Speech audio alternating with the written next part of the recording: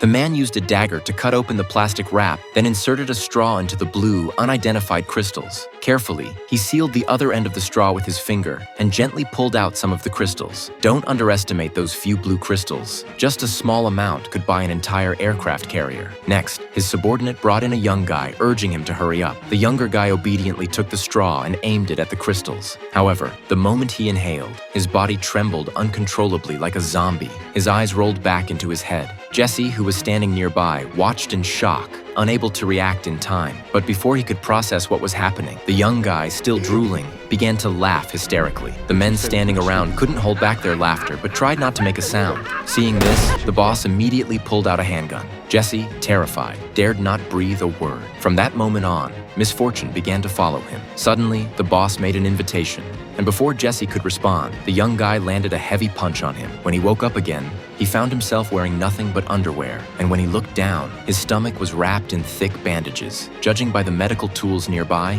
it was clear that those people had done something to him. Before he could fully regain his senses, a subordinate barged in, tossed him a jacket, and then took him to the boss. As Jesse asked what they had done to his stomach, a doctor quickly reassured him that there was nothing serious, just a small incision. All his organs were intact, and in a month, there would be no visible scar. However, Jesse made it clear that his concern wasn't the scar. The doctor replied that they'd just left him with a gift, and shortly after, 3 other men were brought in. At that point, Jesse understood. The group wanted them to help smuggle drugs. Once they reached their destination, they would be free to go. After their passports were processed, Jesse watched as the other 3 men were taken away one by one. He wanted to ask more questions, but was still trying to figure out a way to escape. However, what he didn't expect was that this was only the beginning of his nightmare. He was soon dragged into a warehouse, where a guard, one of the subordinates, began to act inappropriately, harassing him. Jesse tried to resist, but the young guy beat him senseless with punches and kicks.